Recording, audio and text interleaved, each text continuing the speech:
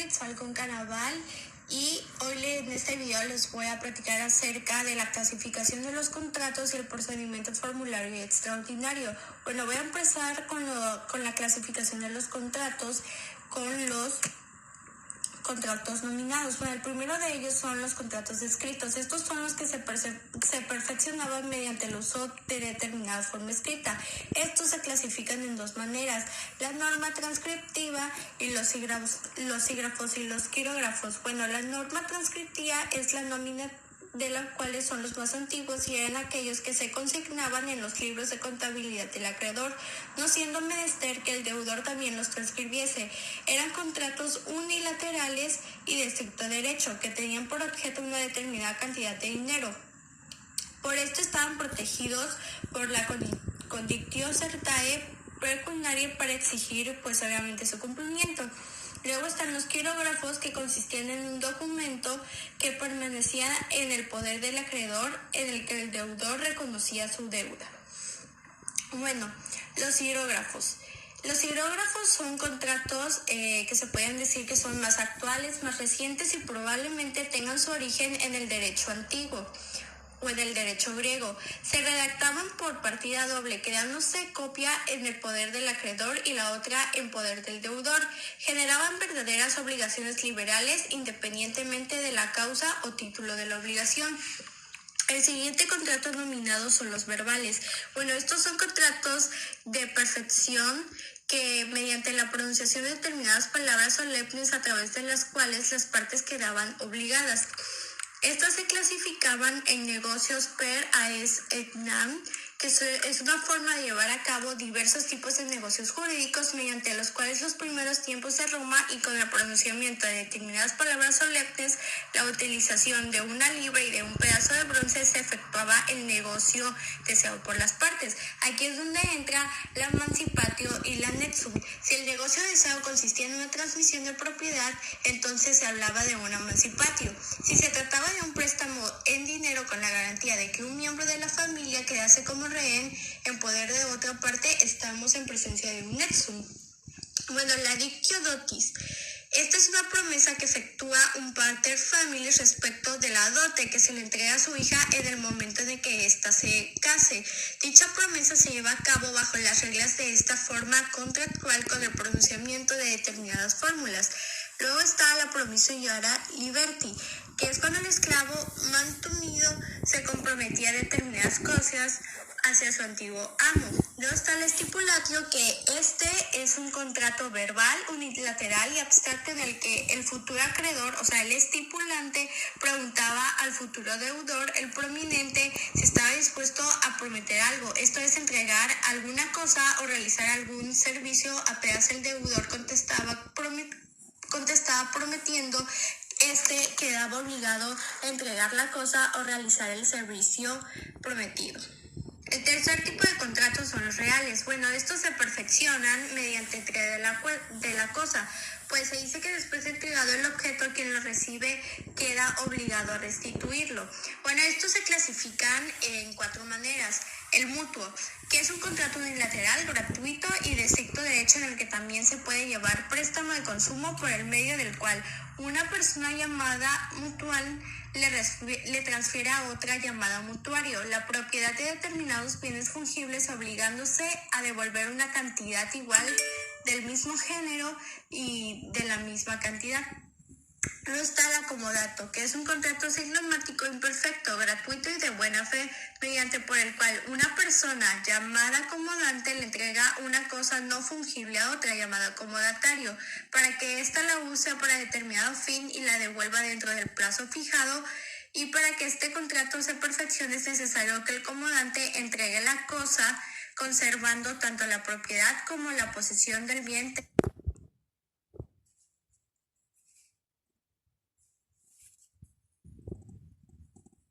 teniendo el comodatario una simple detentación.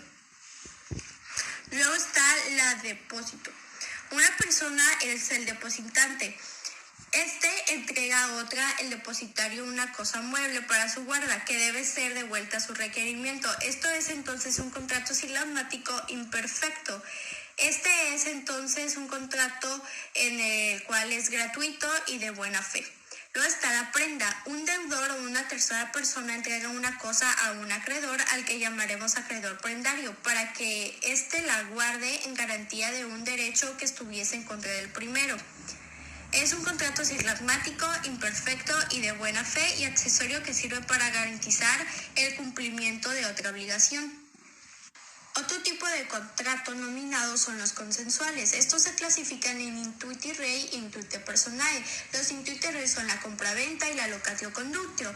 Los intuito personae son el mandato y la sociedad. La compraventa es un contrato de buena fe en el cual una persona llamada vendedor se obliga a transferir a otra llamada comprador la posesión libre, completa y duradera de una cosa determinada mediante el pago de la cantidad de cierto monto y en dinero.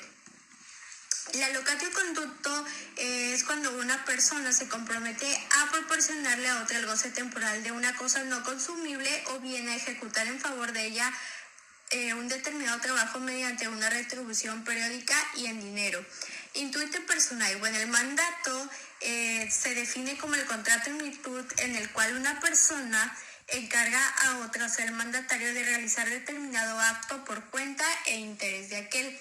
La sociedad es el contrato por el cual dos o más personas llamados socios se obligan recíprocamente a aportar bienes o trabajo para alcanzar un fin lícito de utilidad común. Hay de locatio conductio rerum, de parcería, locatio conducto operarum y la locatio conducto operis. Bueno, ahora pasaré con los contratos innominados y voy a empezar con esta clasificación. Bueno, estos se agrupaban en doy para que des, que se presenta cuando las prestaciones de cada una de las partes consistieran en dar alguna cosa. Doy para que hagas, aquí una parte se compromete a dar alguna cosa y la otra a prestar cierto servicio. Hago para que des, esta categoría es igual al anterior, pero observa en sentido inverso. Hago para que hagas es un intercambio de servicios. Uno de estos ejemplos es la permuta, la stigmatum, el precario y la transacción. Luego están los pactos, que bueno, los pactos son fuentes adicionales a las obligaciones y son también convenciones, es decir, acuerdos de voluntades, pero desprotegidos. Estos pueden ser pactos vestidos y se agrupan en pactos adyacentes, pactos pretorios y pactos legítimos. Los pactos adyectos son los que pueden anexarse un contrato de buena fe al momento de su celebración para modificar sus efectos como los ya mencionados en relación con el contrato de compraventa. Bueno, los pactos pretorios son la constitutum, la receptum argentari, la receptum naturum, la receptum arbitri y el pacto de juramento. Los pactos legítimos son aquellos cuya obligatoriedad fue dada por constituciones imperiales y entre los que tenemos la promesa de dotar, el pacto de compromiso por el cual se convenía someter eventuales pleitos a la decisión de unos o varios árbitros y el más importante, la promesa de donar. Bueno, aquí la donación es todo acto de liberalidad por el cual una persona o el donante se emprovecía voluntariamente en favor de otra, o sea, el donatario. Los delitos privados, bueno, son una de las 4 fuentes principales de las obligaciones. Esta tenía 2 clasificaciones, los delitos públicos y los delitos privados. Los delitos públicos son los que incriminan que afectaban el orden social y se perseguían de oficio y se castigaban con penas públicas. Y los delitos privados delictaban perseguidos a iniciativa de la parte ofendida, castigados con una multa privada otorgada a favor de la víctima y que ésta podía reclamar a través de un juicio ordinario. Estos podían ser del derecho civil o del derecho honorario. Del derecho civil estaba el robo, daño en propiedad ajena, lesiones, y del derecho honorario es la rapiña, intimidación, dolo, fraude y fraude a acreedores. Los cuasicontratos. Bueno, estos son fuentes de las obligaciones que consisten en la aceptación de un acto voluntario de la persona que se obliga, lícito y de carácter no convencional que hacen hacer obligaciones. Estos podían ser gestión de negocios, enriquecimiento ilícito y la lex rodia de iactu, que esta regulaba el comercio marítimo y disponía que la pérdida ocasionada por la echación de mercancías fuera soportado proporcionalmente por todos los interesados. Para finalizar con el tema de los contratos están los cuasidelitos, que son la última de las fuentes de obligaciones consideradas por Justiniano dentro de las 4 más importantes. Aquí hay 4 figuras: la torpeza o deshonestidad judicial, el infusum ejectum, que es el habitante de una casa desde la cual se arrojara algo a la vía pública ocasionando un daño, respondía por el doble del valor de este. La lex rodia de iactu, que era responsable el habitante de una casa que colocara o suspendiera algún objeto que con su caída pudiera causar un daño. La acción respectiva era una acción popular y sancionaba un posible daño, ya que no era necesario que el perjuicio se hubiera producido. Y la responsabilidad de navieros, posaderos y dueños de establos. Ahora les hablaré acerca del procedimiento formulario. Debemos tener en cuenta que por un lado resultaba difícil aprender de memoria todas las declaraciones solemnes. Por otro lado, se estaban totalmente sujetos a la memoria y buena fe de los testigos que intervenían en la controversia. El origen de las demandas. Se vio la necesidad de fincar procedimientos sobre la base de documentos, los cuales deberían ser elaborados por magistrados o bien por su control.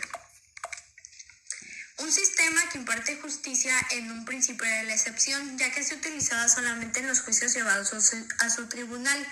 Por otro lado, este nuevo procedimiento seguía estando dividido en 2 fases. Las fases in iure, en el cual se redactaba y aceptada la fórmula, y la fase apud iudicem, que se desarrollaba ante el juez.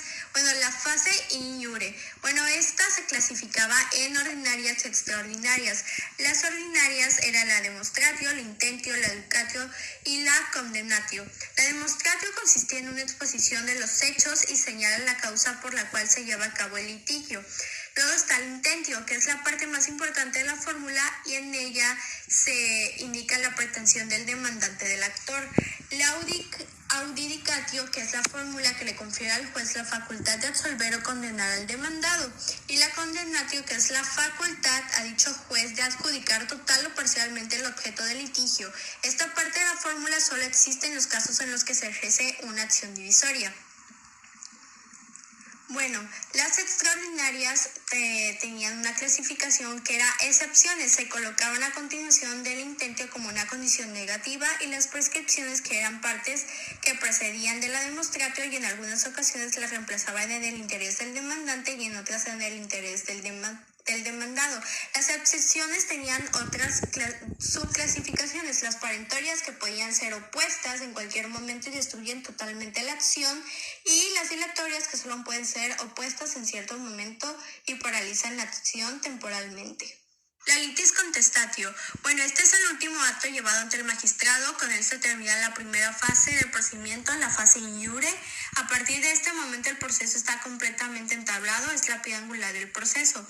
Aquí habían 3 tipos de efectos: el efecto constitutivo, que no se podía litigar 2 veces al mismo asunto; el efecto regulador, una vez fijada y aceptadas las pretensiones, no se podía agregar nada ante el juez; y el efecto creador, que por ser una especie de contrato entre ambas partes, ambos deben sujetarse a las consecuencias que nazcan de esta nueva relación. Luego vamos con la siguiente fase, que es la fase apud iudicem. El error cometido por el demandante que hubiera ejercido una acción por otra ocasionaba que perdiera el juicio, pero no podía intentar de nuevo el proceso porque su derecho no ha sido resuelto en la justicia. Este se desarrolla ante un juez. El juez se basa primero en la fórmula, en las pruebas y en los alegatos de las partes. No es necesario que la sentencia se dicte antes de la puesta del sol, ya que el juez dispone de plazos más amplios según las circunstancias. El error cometido por el demandante hacía que éste perdiera su derecho a nuevo proceso. Aquí habían características de la sentencia. Indicaban el final de la fase apud iudicem: se debía dictar en voz alta por el juez, se debía dictar públicamente para su ejecución, etc. Excepciones después de emitir una sentencia. Estas eran las ib duplum, que era impedir la nulidad de la sentencia, y la in integrum restitutio, que es el recurso extraordinario con carácter rescissorio. El plus petidio podía ser de 4 clases: re, que tenía que ver con la cosa; la tempora, el tiempo; el loco se refería al lugar, y la cosa se refería a la reclamación de más por la causa. Había la plus petitio que pedía más de lo acordado y la minus petito que pedía menos. Luego están las vías de ejecución, las cuales se dieron a partir de la época imperial. La bonurum benedictio consistía en la venta en bloque del patrimonio del deudor y entrega por el mismo de la nota de la infamia y podía evitarla a través de la bonurium cessio. A través de la actio inducatio podía pedir que se empezara por la manus iniecto y esto se hacía por medio de las siguientes medidas. La bonurum distractio. Bueno, esta es la venta al menudeo de los bienes del deudor y se lleva a cabo para sustituir la nota infamante y la operación era efectuada por un curador nombrado para ello. Ahora vamos con la protección jurídica extra. Debido a que la actividad de los magistrados no se limitó a la elaboración del procedimiento formulario, sino que también crearon otras medidas encaminadas a proteger situaciones especiales no contempladas en la fórmula y que no ameritaban una solución rápida. Medidas extraordinarias judiciales que se podían dar, la integrum restitutio y los interdictos interdicta. Las estipulaciones pretorias. Las estipulaciones pretorias se daban mediante una especie de contrato en el que el pretor creaba una obligación jurídica para las situaciones en que él y su edicto consideraba dignas de protegerlas. Esto se dividía en dos, la restitución por entero y los interdictos, que son órdenes dadas por el magistrado a petición de una particular que tenía por finalidad conseguir una más rápida solución jurídica. Bueno, ahora les hablaré acerca del procedimiento extraordinario. Este surgió durante el periodo del Imperio Absoluto y es el sistema característico del derecho posclásico. Si el destinatario de un interdicto no cumplía con él, el solicitante tendría que solicitar que se iniciara un proceso diferente al formulario llamado procedimiento formulario. Se aplicaba en casos de excepción, se introdujo y fue aceptado en la práctica judicial de las provincias. La justicia imperial se inclinó por el procedimiento imperial que sustituyó a la fórmula. Las características del procedimiento es que se produce un viraje de lo privado, el procedimiento es escrito, el proceso es monofásico, desaparecen los efectos de la litis contestatio, etc. Desarrollo del procedimiento extraordinario. La contestación del demandante libellus contradicciones, la litis contestatio, el procedimiento probatorio, la notificación, la sentencia, acciones del derecho romano. Bueno, las acciones es el derecho de alguien de perseguir en justicia lo que se nos debe. Habían clases de acciones, las acciones arbitrarias, las acciones ciertas y acciones inciertas, las acciones de derecho estricto y acciones de buena fe, las acciones civiles y las acciones honorarias, las acciones reales y acciones personales, las prejudiciales y las acciones repreinscriptorias, las penales y las mixtas.